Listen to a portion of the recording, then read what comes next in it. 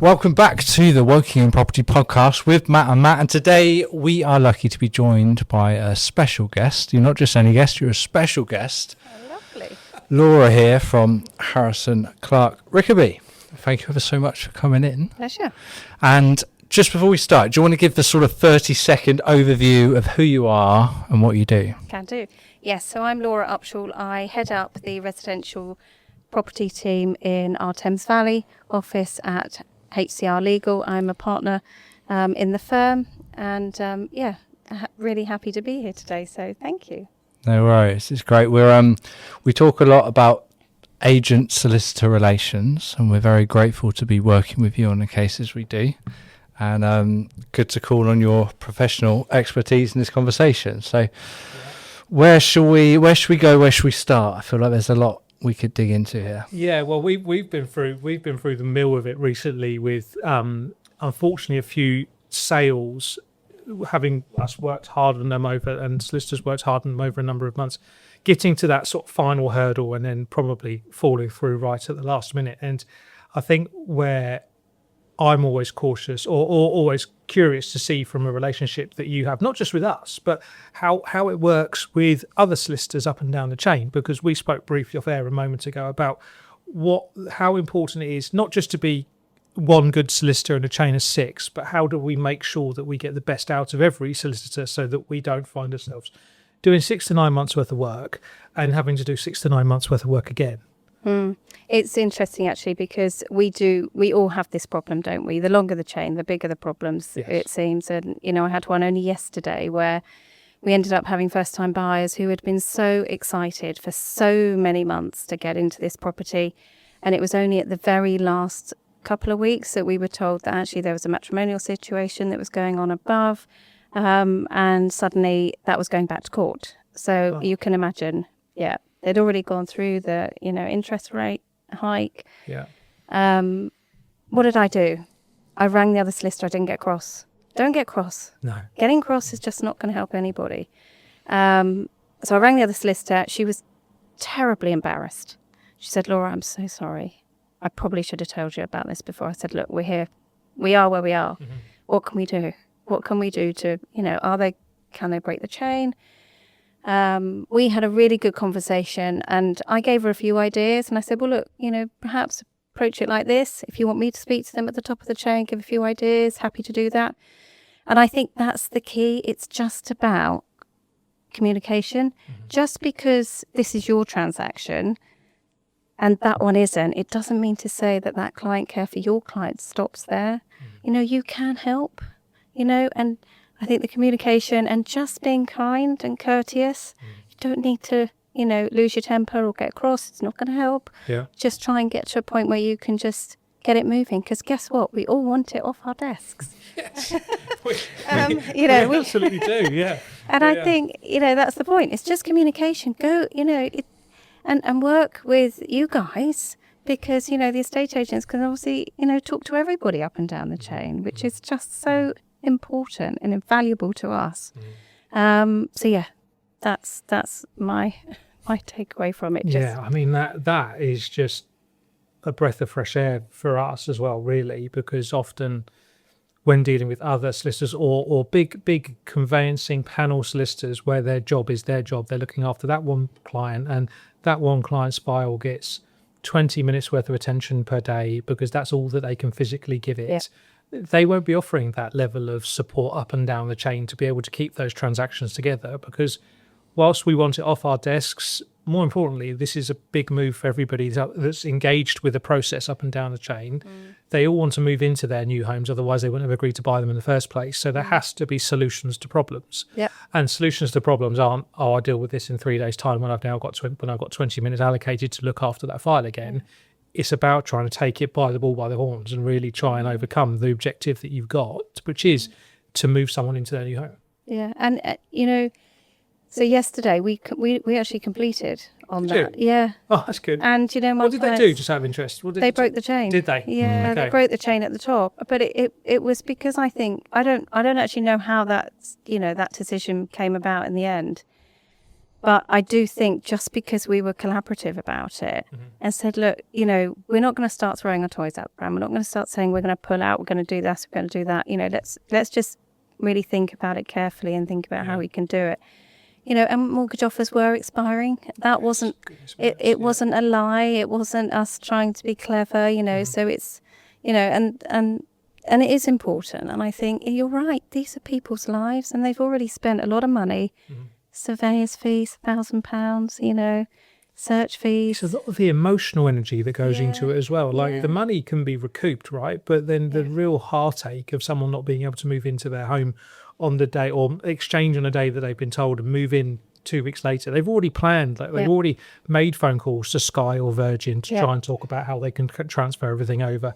They're already looking into post-mail direction. They're already sorting out insurance to be ready on exchange. They're already emotionally moving themselves in, choosing paint colours, working out whether they're going to change the carpets, whether they're not going to change carpets. Are they moving from a flat to a house? How are they going to enjoy this garden in the summer with the opportunity to have barbecues? And then suddenly they're stuck in a flat for the next 6 months. I think it's a very difficult journey for a lot of people, and it takes a lot of trust for buyers and sellers to engage in a process to buy or sell. And I think it's really important to have people that really see it very collaboratively, to be able to sit there and really take some of the pain with them and use us as a mechanism that's going to be able to almost act as a counselling service. I say this to Matt. Like we turn from being estate agents once we've agreed to sell instantly into counsellors, and that's what we are. And I feel you. I'm the same because that's just because I care.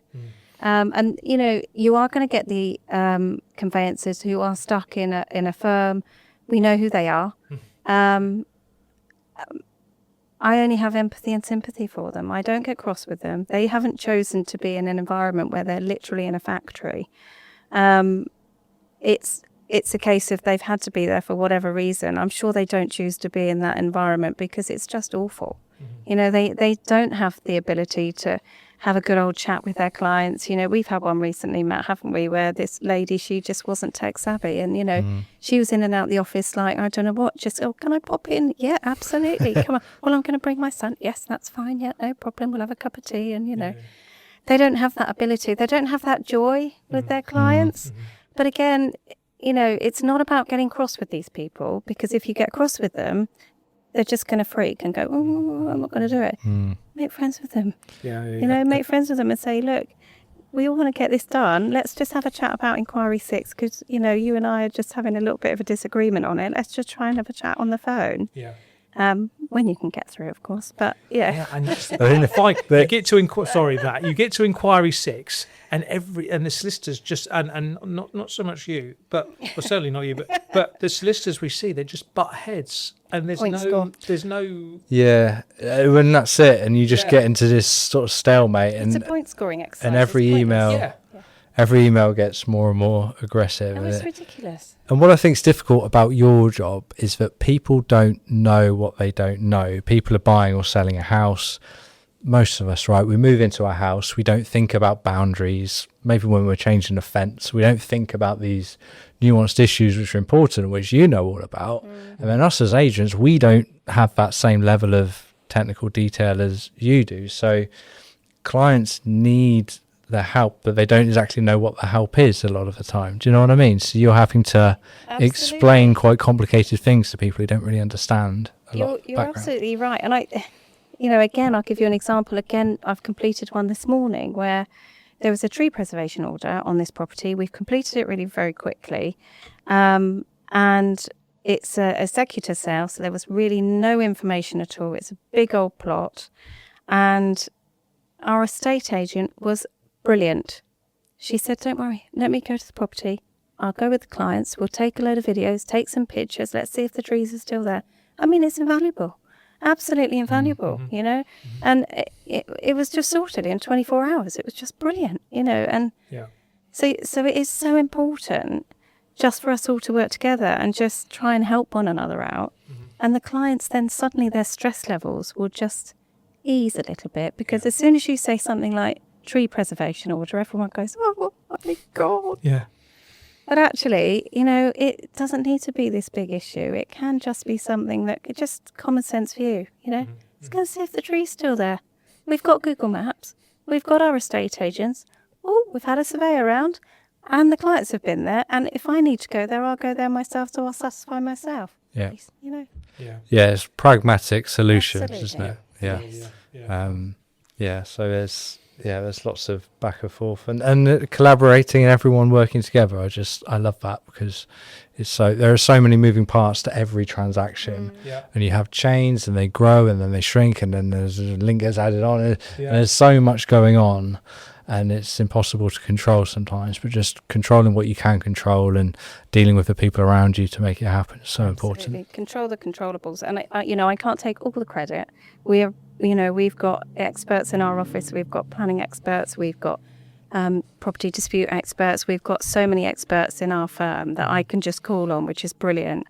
You know, our planning expert, he's just fantastic. I don't know whether you've met Chris, but you should do if you haven't met him. He's just brilliant.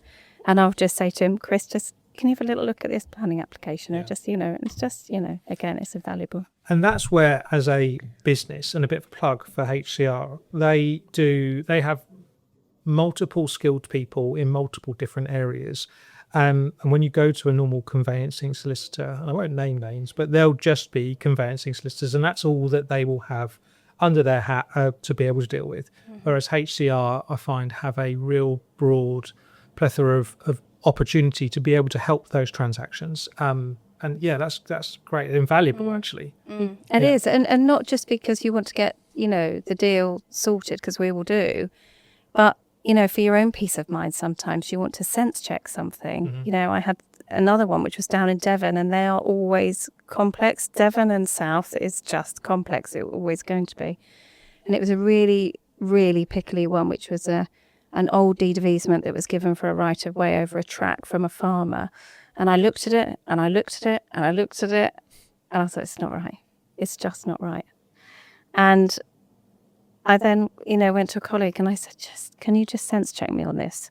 Because it was complicated. I thought, I don't want to be a pain here just for the sake of it, but this has to be right. Half an hour later, sense checked. Yes, you're right. Got the deed of easement sorted, and it's done. Great. I go home, I can sleep. And this is where, like, the spin-off conversation that we sort of again discussed off air earlier as to AI and how that affects your job and what you do and how you do it. Those intricate little details of what you manage with that transaction in Devon, how would that even be possible to be discovered or overcome via AI? And is that something that has to have a set of, like, it has to be you looking at and someone else looking at to go, that's right, that's wrong? Because surely a computer can't do that if they've got just data available to them. So, two things. Someone gave me an analogy actually about AI, and when it first started coming out, and I love it. So it's a bit like a coffee machine. You'll only get a decent cup of coffee if you put decent beans in the machine. Yeah, it's a great idea. Isn't it? Isn't it? Yeah. You have to put in what you want to get out. So you have to have the knowledge. So, for instance, if I didn't have Harvey, God love him, when I had this particular issue in Devon, which was a shame. But if I had have done, I'd have put the old deed of easement in, I'd have put the planning application in, I'd have put the title plan in and said, I think this is incorrect. The reason I think it's incorrect is this. Can you analyse it for me and see what your thought process is? And then it will come back and say, okay, I think you're right or I think you're wrong. Have you thought about this? Have you thought about that? Yeah. And then, do you want me to help you draft a deed of easement? And so yes, that'd be lovely. Thank you, Harvey. That's great. But again, all the time you're using this, you have to use your own brain because you can't just rely on something like that, because it's your knowledge that's got it there in the first place, isn't it? Because you're looking at it thinking, something not right here. Yeah. I can't quite put my finger on it. Have I got it right? Stick it in, see what it says. And then it comes back and you think, well, yeah, okay, I was right. But actually, maybe I didn't think about it that way. Or, and I think people are saying, oh, is, AI going to take over jobs? Possibly. Yeah. But people then have to be better. Do you know what? They have to be better.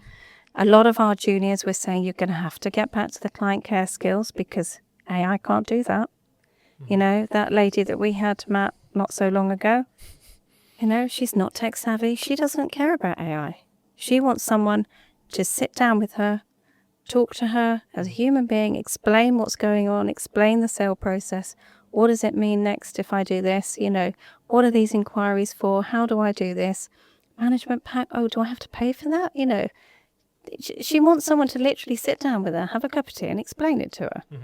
So I think skills are just going to have to be sharpened going forward. Yeah, absolutely. Yeah. That's what I think. I love the quote. It says, AI won't take your job. Someone using AI will take your job. There you go.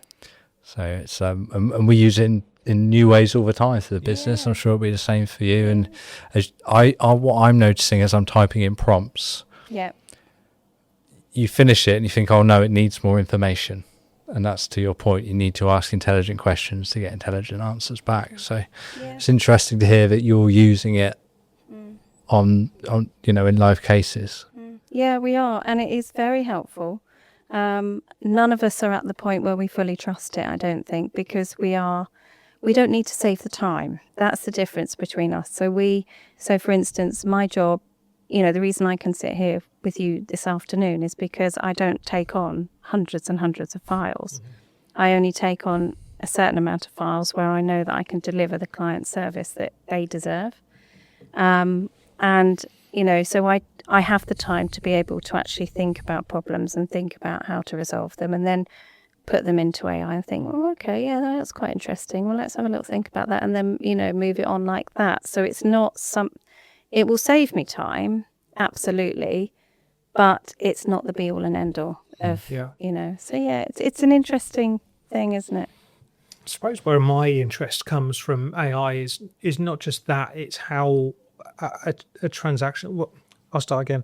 When a sale gets agreed and a seller comes to you or a buyer comes to you and says, okay, I need a solicitor to help me, and they instruct you, not talking about HCR in this discipline or this example, but some solicitors will send over some information, hope that their buyers or their sellers understand what they've sent, and then they won't follow it up for 3 weeks. So protocol forms, bits and pieces, everything that they need to complete is a minefield of information that buyers and sellers have to fill out. More sellers in their initial sort of paperwork. Will that quicken up the process? Because I feel like a lot of sales, talking from our experience, they drag very quickly from start to finish, from the start for the first 4 weeks, because it takes ages for paperwork to get in place. Will that quicken up the process? Will it slow it down? And again, this is down to you as a business are investing an awful lot of money into it, and are other businesses investing a lot of money into it, and are they still going to be archaic in their approach? There are so many different reasons why the process is slow at the beginning. I think, you know, we're a top 50 law firm. We're able to spend that money on AI. A lot of firms will not have that kind of money to spend on AI. I don't know. In some areas, it will quicken up the process. Absolutely, Matt. Without shadow of a doubt, it will quicken up the process. In other areas, not. And what shouldn't happen is that first bit where you take on a transaction has to be dealt with properly. And, you know, the seller's property information form, TA6, TA7, TA10, you know, it's sellers giving information about their property. There is a massive warning on that form saying you basically, cutting through, you could be sued if you get anything wrong here because it's misrepresentation, you know, and if you're found to have lied, you know, you're going to have a very nasty time after this. So no, that should never be used for AI. But this is about client care again, isn't it? We're going back to that, you know, client care. So when I take on a property transaction, the first thing I do is have a Teams call with my client. I share my screen. I show them their property if they're selling their property on Land Registry. I show them, you know, the property they want to buy. We have a good old chat about it. If there's a problem, which, you know, can be, there was the other day when I was taking on a transaction where the part of the accessway was unregistered. You know, it's just giving a heads up. It's having that eye saying, look, you know, just be warned, you know, this isn't going to be quite as straightforward as you might think. Let's get on it now. Let's have a look at it now. So yeah, that's really important. That first bit has to be dealt with. Yeah, and also, I mean, we find there's sometimes where it takes people 2 weeks to fill in paperwork, and no amount of AI is gonna But stop then if that. you had all that paperwork, what are you going to do? You're just going to put it on the kitchen table and think, oh God. Well, it's what I find interesting is you can tell the people who are really, really, really motivated and on it, and the people who are just kind of going to roll with the punches a little bit. Get scared. But we as conveyancers should know who they are, and we should work with our clients knowing that if they are of a certain age, in the more elderly years, then we have to work with that. If we've got someone who's not tech savvy, we have to work with that. Not one size fits all. If you've got somebody, who's a 25-year-old in IT, we know we'll be all right, with the form filling in. That's not going to be a problem, is it? No. No, but if you've got somebody who's, retired and, is looking at papers on an iPad that was given to him by his grandson or whatever, we know we're going to have to treat that a little bit carefully. Yeah. Send papers in the post, talk them through the inquiries, because if they get, well, we know what these blooming forms are like. They're awful. But, All right, well, we are running out of time, so I think a part 2 would be very good. Yeah. So let's cut and see everyone in the next one.